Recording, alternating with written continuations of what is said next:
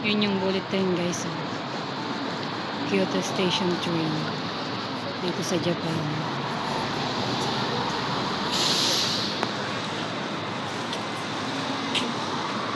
6 pa lang dito guys pero madilim na.